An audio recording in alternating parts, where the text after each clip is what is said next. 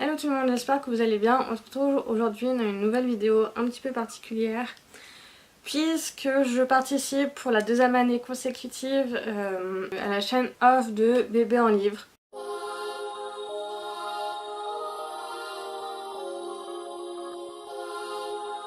Bébé en livre, c'est un festival qui se passe sur internet, sur Booktube et sur la blogo littéraire. D'où le nom Bébé en livre, donc Booktube et la blogo en livre. Voilà, qui s'est déroulé du 11 au 22 juillet donc de cette année. Et c'est un festival qui existe depuis 4 ans, qui est en collaboration avec Partir en livre.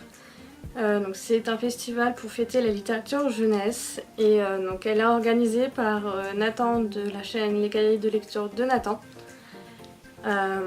Voilà, et qui organise donc pour la deuxième année consécutive la suite, enfin une partie off pour permettre à plus de booktubeurs, booktubeuses et blogueurs et blogueuses de parler de littérature jeunesse sur internet. Voilà, et je vous invite à aller suivre Bébé en livre sur les réseaux sociaux, donc Facebook, Twitter et Instagram, pour aller voir en fait toutes les vidéos et les articles précédents donc de Bébé en livre de cette année, des années précédentes, et de pouvoir suivre en fait les En attendant, vidéos. Pour ma part, je vais vous présenter 4 livres et une trilogie jeunesse que j'ai lu et aimé cette année et qui sont tous sortis en 2018 ou qui vont sortir. Il y en a un qui sort à la rentrée littéraire prochaine et c'est le premier que je vais vous présenter.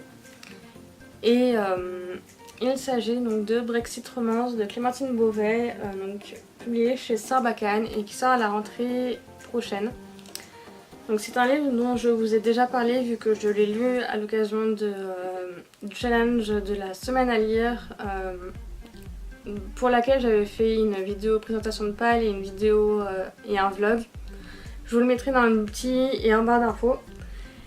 Et du coup, Brexit Romance, c'est le nouveau livre de Clémentine Beauvais, donc, qui a écrit Songe à la douceur et Les petites reines, qui ont déjà été présentées beaucoup de fois cette année. Enfin cette année, du coup, on l'a présenté 2 fois et on en avait déjà parlé les années précédentes pour Bébé en livre. Voilà. Du coup, Brexit Romance, ça va parler du Brexit. Donc nous sommes en juillet 2017, ça fait donc 1 an que le Royaume-Uni a voté le Brexit, 1 an que le Royaume-Uni est sorti de l'Union Européenne. Et forcément nous avons beaucoup de personnes sont contre le Brexit au Royaume-Uni. Et nous avons des jumeaux, donc Justine et Matt Dodson, qui sont complètement contre. Et pour lutter contre ça, ils vont créer une start-up qui s'appelle Brexit Romance et qui permet, qui organise des mariages blancs entre anglais et français afin d'obtenir le passeport européen. Et du coup, ils ont leur petite bande d'amis qui les suit dans ce projet-là. Et ils vont rencontrer par hasard une jeune soprano française de 17 ans qui s'appelle Marguerite et son professeur de chant qui s'appelle Pierre. Et donc ils vont se rencontrer ces personnages-là vont se rencontrer par hasard et il va leur arriver énormément de situations cocasses, de rebondissements, mais à mourir de rire. Et c'est un super livre sur le Brexit, sur l'amitié franco-anglaise et sur l'amitié, sur l'amour, sur un petit peu la politique, les relations entre pays. C'est vraiment du Clémentine Beauvais à 200%, c'est-à-dire qu'on retrouve beaucoup son écriture assez poétique, assez rythmée, et c'est d'une drôlerie vraiment très belle. Et voilà, on va de rebondissement à rebondissement, mais de façon tellement cocasse, tellement à mourir de rire. On s'ennuie pas. Et en fait c'est dès que ça commence à un peu tomber, ça repart aussitôt. Enfin voilà, c'est un très bon livre donc, qui sort chez Sarbacane au mois d'août, le 22 août. Voilà. Ensuite, je vais vous présenter trois autres. Et donc, je commence tout de suite avec celui-là. La fille qui n'existait pas de Nathalie C. Anderson, publié chez Pocket Jeunesse, donc, qui est sorti au mois de mars dernier.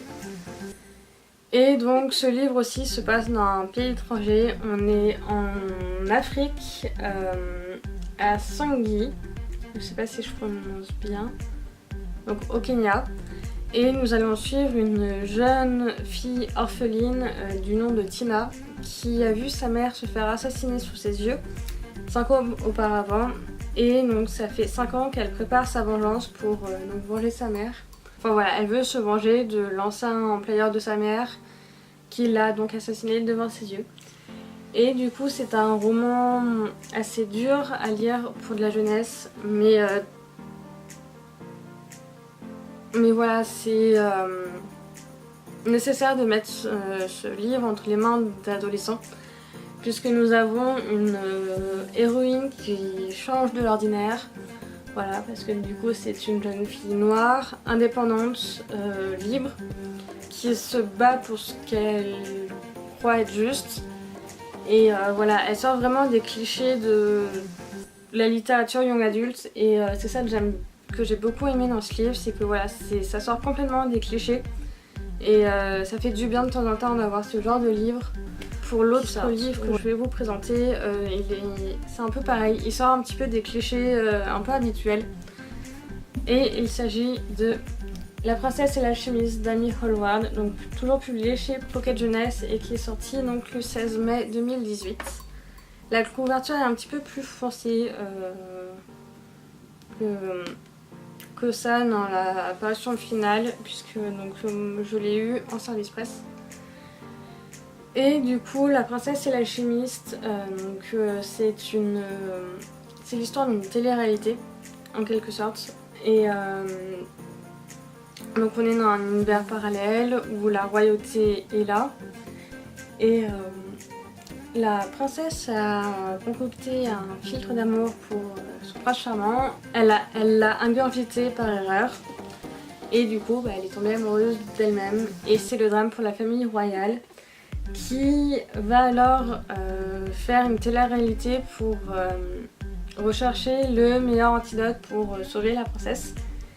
Et du coup, ils vont convoquer tous les alchimistes du pays pour lancer à la recherche de cet antidote. Et du coup, nous allons suivre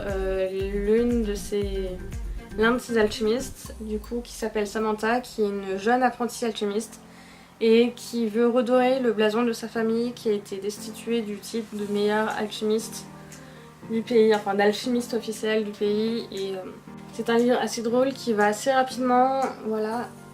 Ah, je suis désolée, mes cheveux ils partent un peu en cacahuète, je viens de les laver, du coup ils sont un peu intenables. Mais voilà, c'est un livre donc très drôle qui va vite, il y a beaucoup d'action, beaucoup de rebondissements aussi, parce que du coup ils se lancent à la quête tous des ingrédients, parce que du coup c'est des ingrédients rares qu'il faut pour l'antidote, et ils vont aller donc vraiment explorer tout le royaume pour aller chercher les ingrédients, et du coup ça c'est cool, on explore vraiment, enfin c'est vraiment un roman d'aventure, mais malgré ce titre donc qui peut faire croire à un roman d'amour, non pas du tout, on a très peu de romance. Voilà, c'est vraiment superficiel là-dedans, c'est vraiment un roman d'aventure et c'est assez cool. Du coup, voilà. Enfin, je vais vous présenter donc un dernier livre avant de vous présenter une trilogie. Et donc c'est un roman que j'aimerais bien... C'est un roman du coup d'un genre que je ne connaissais pas et que je ne lisais pas avant qu'on en parle. Et en fait c'est le roman d'une booktubeuse que j'adore et que je suis, qui est donc la sortie au début de l'année, et il s'agit de Rouille de Floriane Soulas, donc publié chez Scrinéo. Donc Floriane, son nom de chaîne c'est Sailor Flo, je crois. Je vous le mettrai en barre d'infos, de toute façon chaîne Booktube et du coup c'est un roman steampunk jeunesse. Nous sommes donc dans un Paris alternatif où du coup la mécanique a été vraiment poussée et beaucoup plus exploitée que dans notre monde.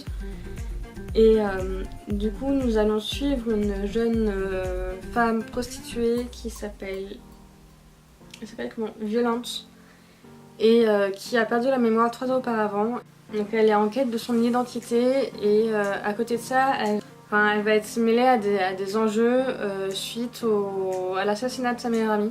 Parce qu'elle va tout faire pour savoir pourquoi elle est décédée, enfin pourquoi elle a été assassinée et elle va être mêlée à tout plein de choses. Et franchement j'ai vraiment adoré l'histoire. Voilà, donc il y a un peu d'action, il y a tout plein de choses qui se passent et franchement j'ai adoré découvrir cet univers là. Parce que du coup c'était vraiment un genre que je ne lisais absolument pas et que je connaissais même pas avant que Florian en parle. Et du coup c'est vraiment une très belle découverte. Enfin pour finir je vais vous présenter une trilogie jeunesse que j'ai vraiment adorée et qu'il faut vraiment mettre en avant, enfin plus en avant. Voilà, parce que donc c'est un roman, c'est une trilogie jeunesse contemporaine qui se passe donc en France, écrit par un Français.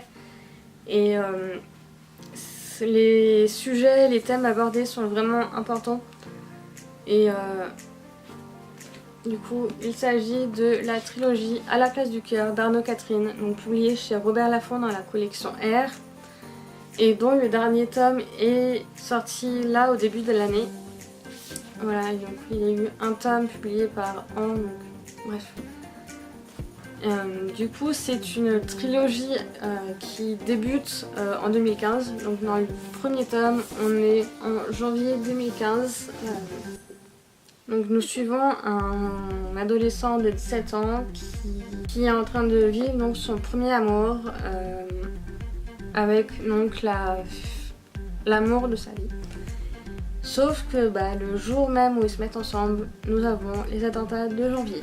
Et du coup, on va suivre Com pendant 6 jours.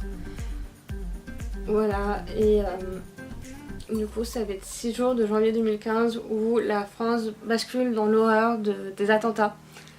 Et ça va être 6 jours où Com va être amoureux et il va se poser plein de questions.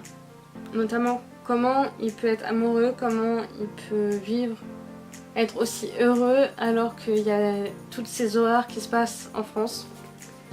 Et du coup dans les 3 livres nous allons vraiment le suivre en fait pendant ces 3 ans voilà, donc pendant toute la première année, enfin pendant toute l'année 2015 et pendant les 2 ans qui suivent, donc jusqu'en 2017. Et c'est vraiment le récit de beaucoup de jeunes, en fait, que toute ma génération, parce que du coup j'ai à peine 1 an de plus que Com. Et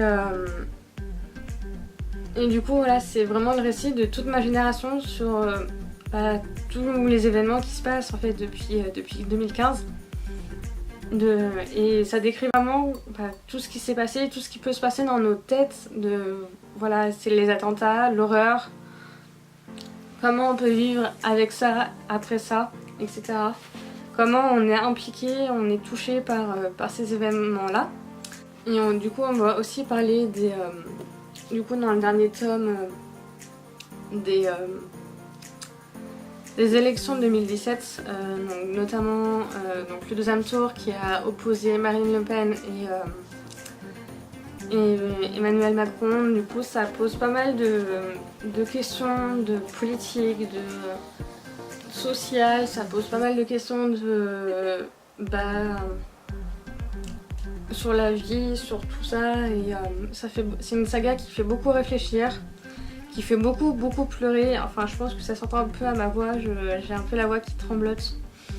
J'ai toutes les émotions que j'ai ressenties pendant ma lecture de ces 3 tomes qui ressort. Voilà, c'est une trilogie qui touche en fait vraiment beaucoup, qui fait beaucoup réfléchir, qui fait beaucoup rire, qui fait beaucoup pleurer. On se pose beaucoup de questions. Voilà, et du coup, c'est important d'en parler, de lire cette trilogie-là. D'autant plus que l'auteur en fait a une plume. Enfin, il a écrit cette trilogie mais d'une façon extrêmement crue, extrêmement claire. Voilà, s'il va pas par quatre chemins, il n'hésite pas à dire des gros mots, à dire les choses clairement telles qu'elles sont. Et voilà, et du coup c'est important de mettre cette série en avant, de la vidéo maintenant. J'espère que ma petite sélection vous a plu et je vous invite à me donner en commentaire votre sélection de livres jeunesse de livres qui vous ont plu, des livres jeunesse du coup qui vous intéressent, etc. Je vous invite encore une fois à aller rejoindre Bébé en livre sur les réseaux sociaux. Donc sur Facebook, Twitter et Instagram. Je vous invite à aller voir la chaîne de Nathan et d'aller... Et je vous invite aussi à vous abonner à ma chaîne et à aller me suivre moi sur mes réseaux sociaux pour ne manquer aucune de mes prochaines vidéos ni de mes articles de blog. Voilà, je vous dis à la prochaine. Bye.